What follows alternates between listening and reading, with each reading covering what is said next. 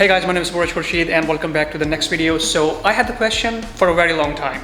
My friend went to China, he moved to China for study, and not just he, when I was studying in China, not just study, but I mean whenever you living alone and doing your own stuff.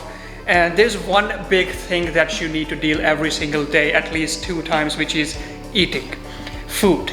And he was asking me like how I was managing the food, because I was living alone there that time, and pretty much in the most places I was alone, and how I was dealing with this problem of food. Of course, not all of them have enough budget during your school time that you can go and eat outside all 3 times, or you can eat outside all the time. And even if you want to cook, you are not very good at cooking. So he was asking me like what was the solution, or what are the things I did. In this video I'm going to explain like what I used to do and how maybe you can possibly save your time, money, your efforts, or all the possible options that can help you if you are in the same situation right now. Because I was going to cook just now, so I think it's a very good time to explain this with the example what I'm doing right now, and also give the answer to his question, not just to his question, to generally anybody who is in the same situation where you're living alone in a different country, or you are living alone or just recently moved out from your parents' home and stuff like that. How are you gonna deal with this thing? Because you have to deal with these things at least twice a day, because you're gonna feel hungry. And if you are like me, I just feel 3 times hungry every day and still don't gain any weight. I don't know how it's worked with me, but let's continue the video. So first of all, if you are, let's say, I'm gonna give his example. You can apply this example to anybody who is in working class, or who is living alone, or who is studying, but I will just give his example to make it video easier, but I will differentiate definitely between a student and the working class for sure. So let's say if you are moved out on your own and you are living alone, and now you need to deal with your food. So first of all, you need to know your options. The options are including your budget. Like, what is your budget? How much money you can spend? And second thing is your time. How much money and time you can spend on these things. And third thing, of course, quality of food. Like how much you can sacrifice on the quality in the longer run or in the shorter run. So these are the 3 main things you need to remember for now, just to keep moving forward. So first thing, let's talk about the budget, because without budget, these 2 things probably don't matter at all. Let's say if you're in school, and most of the time if you're in school, you have a very limited budget that time. If you are working class, you will have more budget but less time. So the third option, which is quality, I think quality of the food is dependent on the person, like what your personal goals are. Like if you're just trying to maintain your weight, you want to gain, you want to lose, it can go up and down. Maybe you're just hitting the gym 4 or 5 times a week and you need, clean food than just a junk. So third option is also limited. So I'm only going to focus on the first 2, and then I will try to touch the third one in the end. So I was going to tell you about my story, like what I was used to do when I was in China. So the very first time when I went to China, of course, the budget was almost 0. I had very less money, very limited money to spend on the certain things. And also that time I had a lot of time to do pretty much anything, because I was just went to China, and just the first few months of that. So what I used to do that time, at the very first beginning, of course I didn't even know the cooking that time, so that was also one more downside, you can say. I started with the peanut butter. Bread, peanut butter and jam. That was my go-to meal, you could say. Breakfast, lunch, and even dinner sometimes. And yeah, if you want some protein and stuff, I used to buy some milk, get myself going with the nutritions and stuff. It was healthy? No, I don't think it was healthy. It was keep me running? Yes. That thing was keeping me running for sure, for at least for few weeks and so. And after that I started to learn the basic cooking, like how to make some bread and how to make some rice and stuff like that, which can be cooked once and can be consumed like 1 day or 2 days even after cooking. So after some time, luckily I found somebody there was a Bangladeshi couples. They started a service. They started a food service. Like they will cooking the certain meals and they will deliver it to your door, but you need to pay them per month depending on the package you're going to receive. So I calculate the money, like how much money I'm spending on the groceries, the peanut butter and stuff, and how much I'm gonna pay them, and how much food I'm gonna get in return, and also saving my time, because at that time I was also working on a few projects which I need more time than not just studies.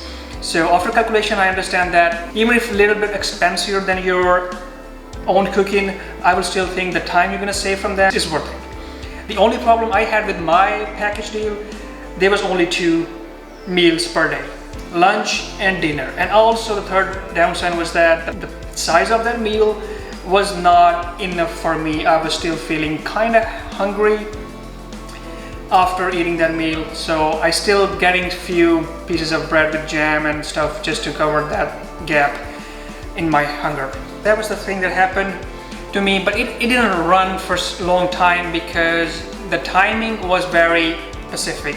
The food going to be at 12 and the dinner gonna be at the 7, and sometimes you are hungry in between because my sleeping schedule was just in a different level, because sometimes I'm sleeping at middle of 3 a.m. in the morning, and sometimes I'm waking up in the afternoon, so sleeping schedule were not good. So that's why after 3 or 4 months struggling with the food, and I was struggling a lot during that time, and I switched to own cooking, my own personal cooking, and also that time I had my own private apartment, so it was more easier that time. So after moving from this first and second stage, first one was just surviving on the peanut butters and bread. Second stage was getting a package from that Bangladeshi couples, and third stage was for me to cooking my own food, which was kind of hard that time because during that time, after 4 or 5 or 6 months, you can say, I was progressing in my different projects which I need more time than cooking, and I was also making some money, so that's mean I could afford eating outside. That was my fourth and final stage, which I still prefer. I still recommend everybody, if you have money to eat outside, do it. You don't need to clean, you don't need to go for groceries, you don't need to cook. You're only gonna go outside, grab something and eat. If you have this luxury, do it. So let me come back to my topic. So at this fourth stage, I was pretty much eating outside every single time. There was an application called Meituan. I don't know Meituan. There was a delivery guy that yellow kangaroo app. So at that stage, I scheduled my whole day of food already ahead of time. At 12, I'm gonna eat that one. At noon, I'm gonna eat that. At night, I'm gonna eat that. So even before noon, I already delivered that package so it can be their own time. So that was the fourth stage. I love that stage. I could eat anything, I could go outside, but that's gonna cost money. So if you don't have, you can go back to the previous steps. Now, the question is, sometimes cooking, you can also use the cooking, because depending on the country where you are, there is a huge difference between cooking by yourself and eating outside. I can give you an example, like if I'm living in Canada, I would say eating outside is more expensive than by cooking your own food, because the margin is very big in my eyes. If I'm gonna put some 100 or 115 per week on the groceries, I definitely gonna spend more on eating outside in a restaurant than putting some tips and stuff. Let's say if I'm using $150 per week to get my groceries, if I'm starting eating outside, that's definitely gonna be more than that. And not to forget, I also need to tip the waiter and that stuff also. So at least for now, I prefer here to cook, because now that there is a third thing which also matter for me is the quality of food. Because I started care about this thing recently, and yes, by cooking my own food, I can control the quality of my food without any problem. And then there's a thing, like if you are a working class person, and like example, if I am here, my time is more important than cooking these things, but in the same times, the question is how I can utilize this time, how I can get something during this time. What I do personally, most of the time I have my computer nearby. I watch some courses. If I sign up with the courses or something I'm watching recently that can help me improve. If not, then I will use hand-free or something to hear the audiobook. So the goal is, even if you are doing something, example, I'm cooking, and I'm still getting something in return, which is learning something from the audiobook or listening to the podcast or whatever, that I'm getting some kind of value. Because anyway, to listen to these books, to read those books, to watch those courses, I need to get some time to sit and do it. So why not to cook and watch those things all together, same time, save money, and also eat something healthy. So after around more than 1 hour, I'm almost finished cooking, which is good. I mean, it's gonna be enough for me for at least one more day to eat. And not just that, I was also listening to a book, so I utilized my time. And I also was looking for some courses on the laptop. So I finished cooking, I got a healthy food. Second thing, I done the thing which I probably won't do like listening to a book or listening to a course, which is important but not as important that I'm gonna sit there and just listening to that only thing. And in this way I can able to do two less important things and at once, you can say. So it's like a two birds with one stone.